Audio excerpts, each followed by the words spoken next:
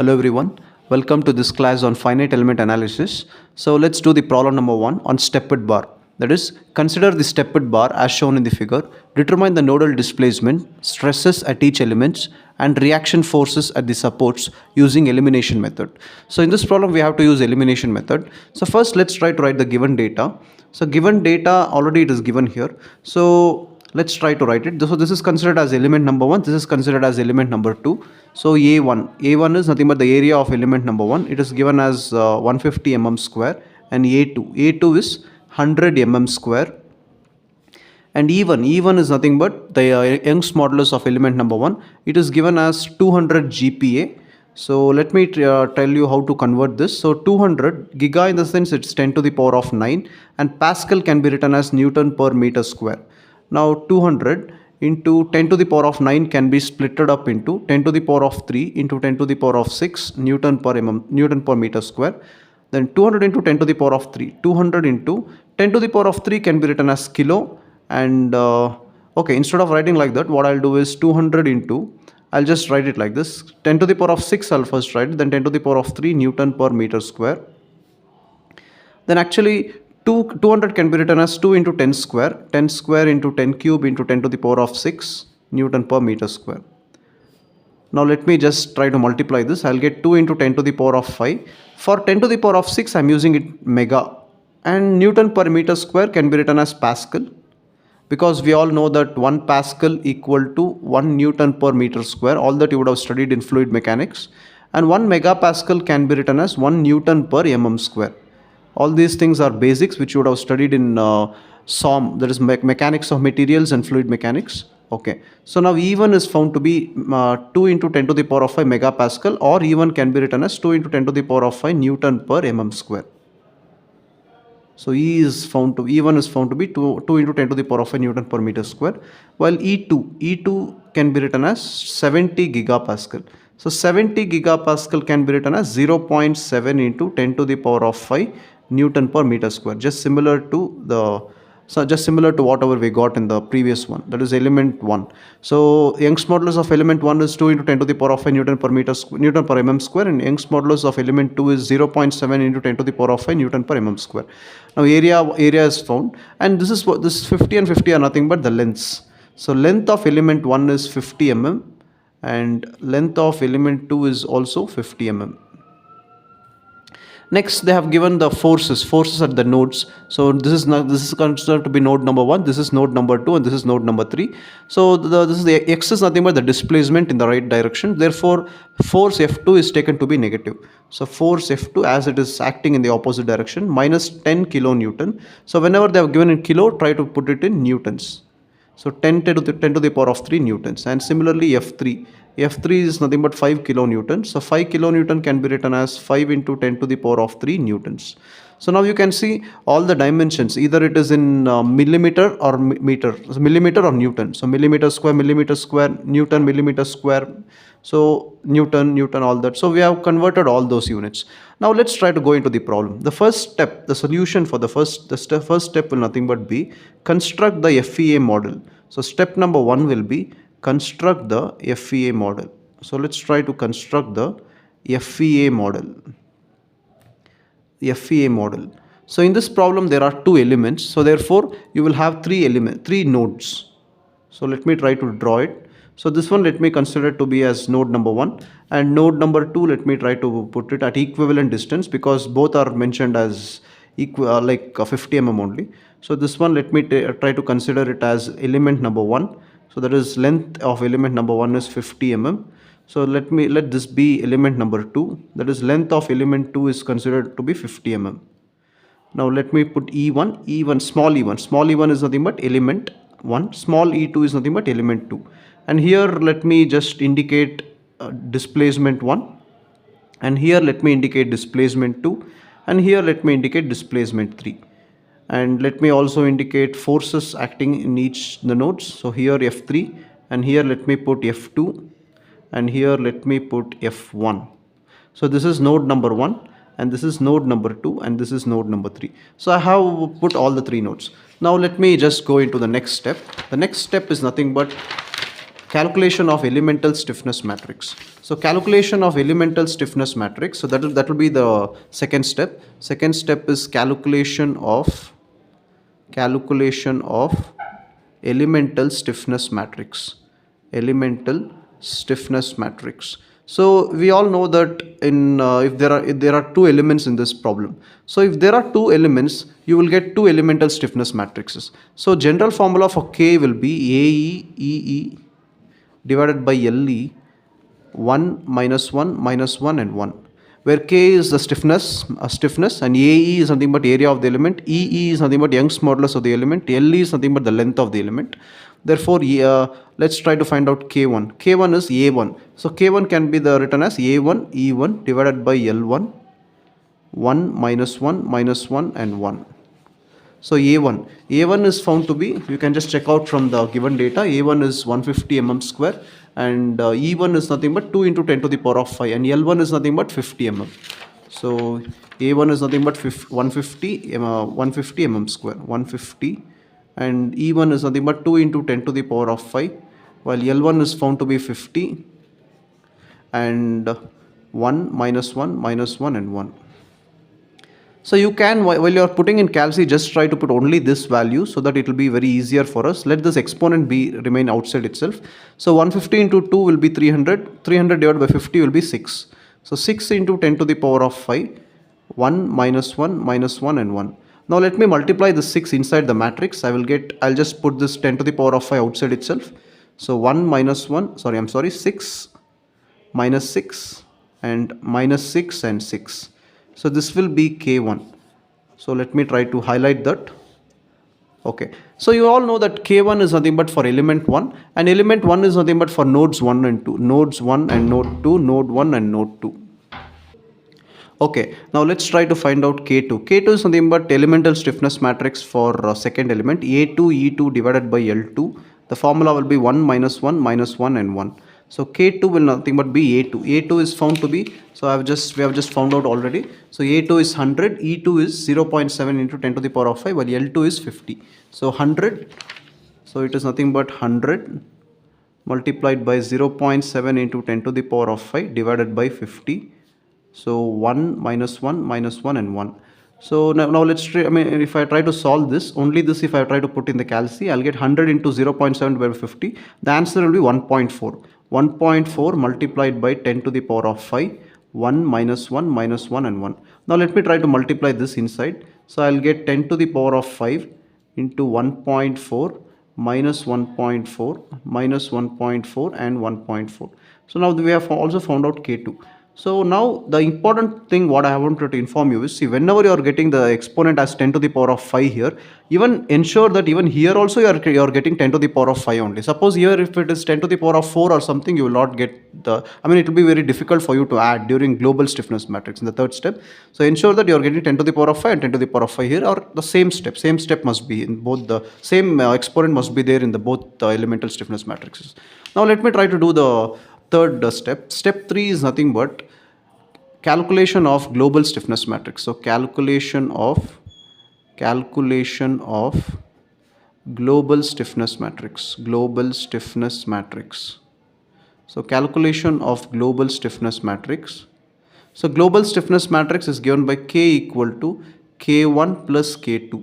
So now already we have just found out for element 1 and element 2. So now if you just look at, so this is nothing but for element 2, therefore it is nothing but for nodes 2 and node 3.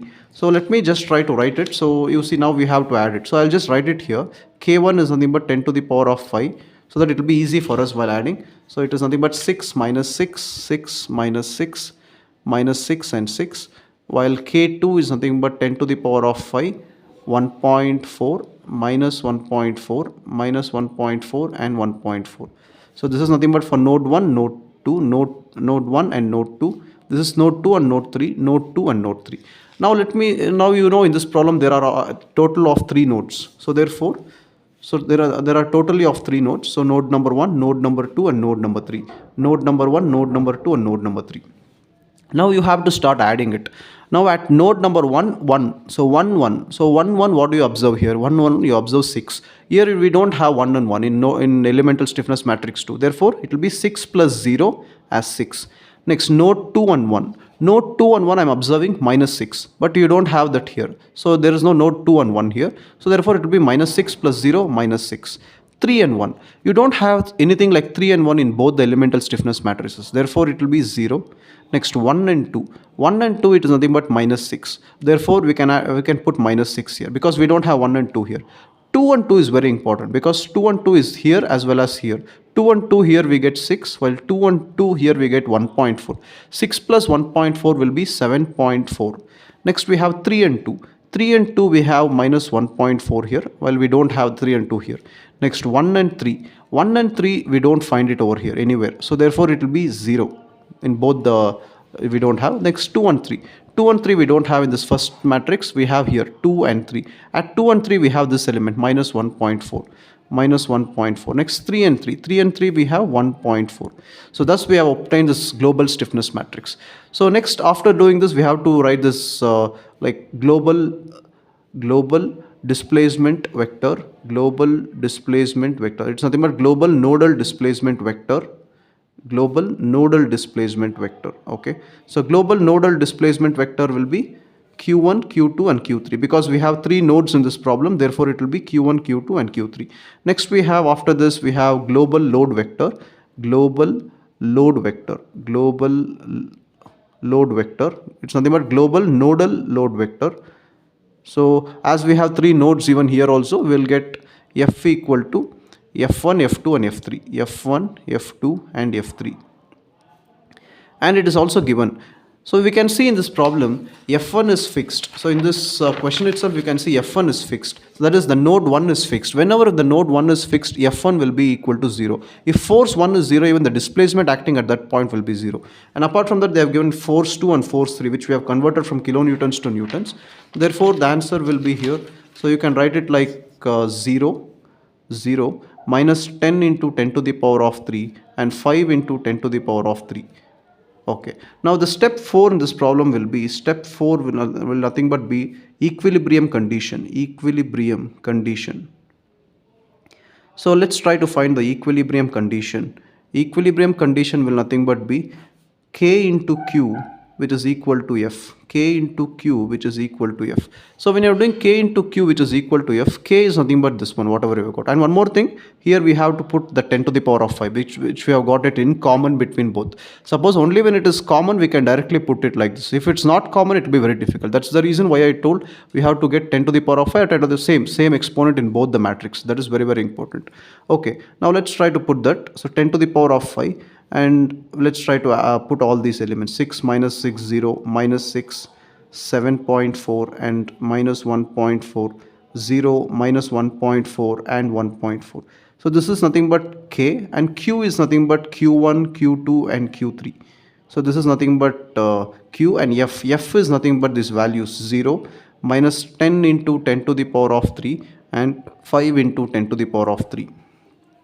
So now we have arrived at this equilibrium condition. Now the next step is nothing but applying boundary conditions. So when we are applying boundary conditions, before that we have to do one thing. So applying boundary conditions. Applying boundary conditions. So let's try to apply that boundary conditions over here. Applying boundary conditions. Okay. So now when we are doing boundary conditions, we have to use whether elimination method or penalty method. So in this problem we are using elimination method. In elimination method, in the sense, you see here you can see in the node number 1 it is fixed. If node number 1 is fixed, in this problem, in equilibrium condition, whatever the matrix we have written, in that we have to delete the first column and delete the first row. So whenever you are deleting first row and first column, because it is for as the node number 1 is fixed, we have to delete the first column and first row. So whatever the remaining elements, that we have to write. So 7.4 and minus 1.4, minus 1.4 and 1.4. So let's try to write these remaining elements, and 10 to the power of 5 will remain as it is. That will not change. And the remaining was Q2, Q3. So now we have to determine the nodal displacement, and the remaining one is minus 10 into 10 to the power of 3 and 5 into 10 to the power of 3. Now we have to do matrix multiplication over here. So matrix multiplication is nothing but like this. I'll just put this arrow marks. So arrow marks will indicate it. So first before doing matrix multiplication, also check for the order. So this is nothing but 2 rows and 2 columns. The order is 2 cross 2. 2 rows and 2 columns. and here we have q2 q3, 2 rows and 1 column, so it will nothing but be 2 into 1. So therefore the number of columns in matrix 1 is nothing but equal to number of rows in matrix 2. Therefore matrix multiplication is possible. So let's try to do that. So let me try to do that here. So okay, I'll just try to write that over here again. So 7.4 minus 1.4 minus 1.4 and minus 1.4 and 1.4 minus 1.4 and 1.4. This is nothing but matrix. This is q2 q3, and this is nothing but minus 10 into 10 to the power of 3 and 5 into 10 to the power of 3. So now let me try to do the matrix multiplication over here. So I've just written the arrow marks over here. So the first element into this element, 7.4 into q2, 7.4 into q2. Next this element into multiplied by this element, it will be minus 1.4 q3. That is nothing but equal to this one, minus 10 into 10 to the power of 3. Next this element into this element, it will be minus 1.4 q2 plus this element into this element plus 1.4 q3. That is nothing but equal to 5 into 10 to the power of 3. Now you can use calculators to determine this nodal displacements q2 and q3, as there are two unknowns here. So while doing in the calculators, check it is reset first clearly. So first you have to reset clearly. So after resetting it, you can try to do this, you can try to solve this problem. So you can just go to mode, you can just click for equation. So equation, okay, equation, you can just click that number 1, and here number of unknowns are q2 q3, therefore the number of unknowns is 2. So a1, this is a1, this is b1 c1, a2 b2 and c2. So a1 is minus 7.4, a1 is, let's try to put 7.4, and b1 is minus 1.4, and c1 is minus 10 into 10 to the power of 3, minus 10 into 10 to the power of 3. I'm sorry. So a1 is my 7.4, a1 is 7.4, and b1 is minus 1.4, c1 is minus 10 into 10 raised to 3, and a2 is minus 1.4, b2 is 1.4, and c2 is 5 into 10 raised to 10 to the power of 3. Okay, upon solving, I'm getting it. And one more thing, even I shouldn't forget this 10 to the power of 5 again. So even that 10 to the power of 5 will remain common over here. So 10 to the power of 5. So after getting the answers, we can reduce it. We can try to divide it with 10 to the power of 5. So we just got it q2 as, so x is nothing but q2. Whatever you have got it, x is nothing but q2. You are getting minus 833.33. That we have to divide it with 10 to the power of 5, because the 10 to the power of 5 we have not put. Next q3. q3 is nothing but, you will get it as y. So y, that is nothing but 2738.09 mm divided by 10 to the power of 5. So let me try to reset this. So let me try to reset, and so that I will determine the answer. So minus 833.33 divided by 10 raised to 5. I'm getting it as, therefore q2, I'm getting it as minus 8.33 into 10 raised to minus 3. The SI unit will be mm. So next q3, when I try to divide this, I will get 2738.09 divided by 10 raised to 5.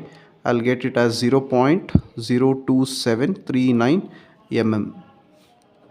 So this is nothing but the answers whatever I've got. The next thing what we have to do is try to find out the stresses. The formula for stresses in each element. So next let's try to find out the stresses in each element.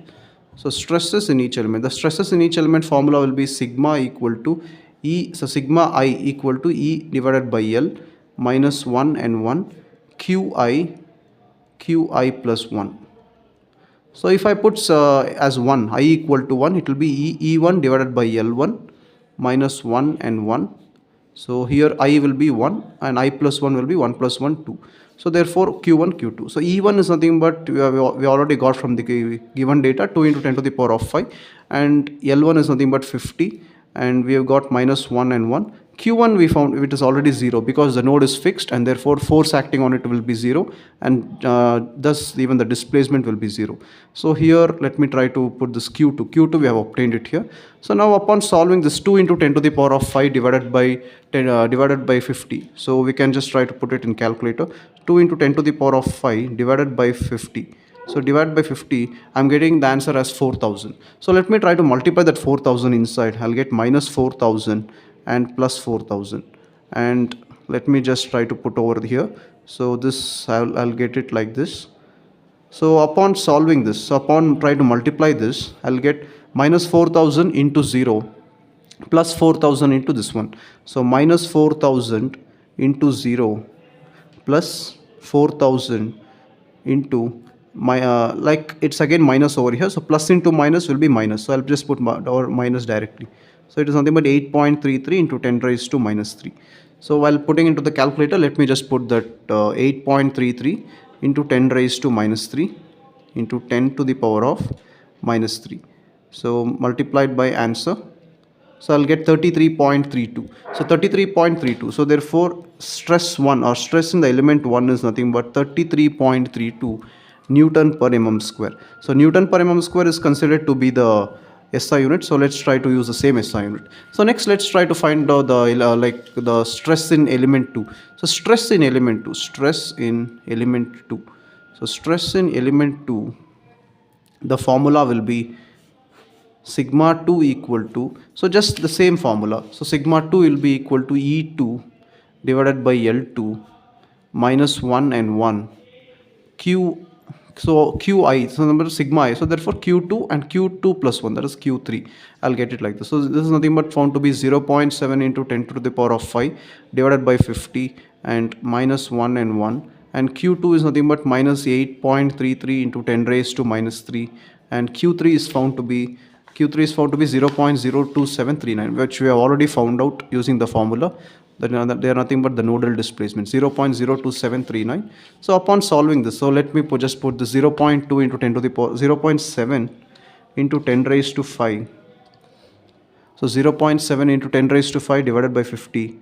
So I'm just getting that as 1400. So let me multiply the 1400 inside. I'll get minus 1400 and plus 1400.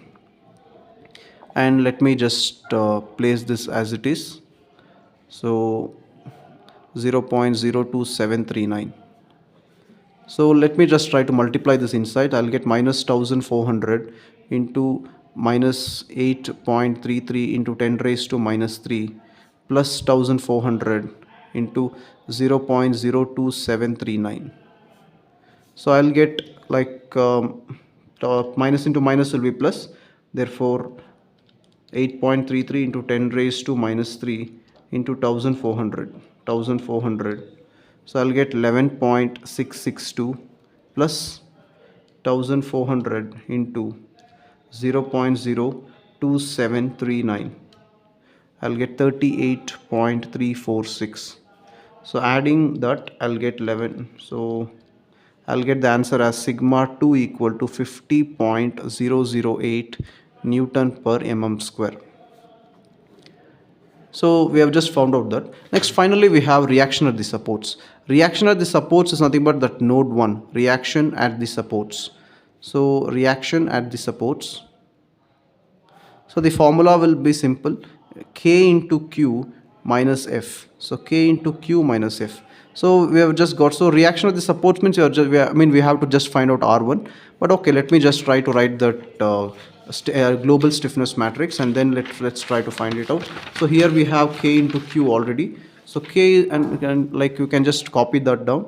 So 6 minus 6 0 minus 6 7.4 and minus 1.4, and we have 0 minus 1.4 and 1.4, and multiplied that with Q1. Q1 is found to be 0, and Q2 and Q3 we have just got it over here. So you will get minus 8.33 into 10 raised to minus 3 and 0.02739. So minus F. F is nothing but 0 minus 10 into 10 raised to 3 and 5 into 10 raised to 3. So now let's try to do the matrix multiplication over here. So while you are doing matrix multiplication, you can also, this is nothing but R1, R2, R3. So you don't have to do for all three, because we are just doing it for first element. So let's try to only multiply this first row with this first column. That alone will be sufficient. So 6 into 0 minus, so minus into minus will be plus over here. So 6 into 8.33 into 10 raised to minus 3 and plus 0 into 0.02739 minus 0. So that will nothing but give R1. So R1 is what you have to find. So this is found to be 0 and this is also found to be 0. So you will get only R1 as, so just multiplying 8.33, 8.33 into 10 raised to minus 3, 10 raised to minus 3 multiplied by 6. So you will get 0.04998. So R1 is nothing but 0.04998 Newton. So this is nothing but reaction at the supports. So thus in this problem we have just found out all those things. So first step we have just found out like this. So first we just started off with constructing the FEA model, then elemental stiffness matrix, then global stiffness matrix, then the equilibrium equation, then applying boundary conditions, then we have found out stresses in each element. In stress 1 we found out, and stress 2, and reaction at the supports. Supports is nothing but only at element 1 we only at node 1 we have that supports. So reaction 1 is alone to be found out. So thank you so much for watching this video. See you in some other video. Bye.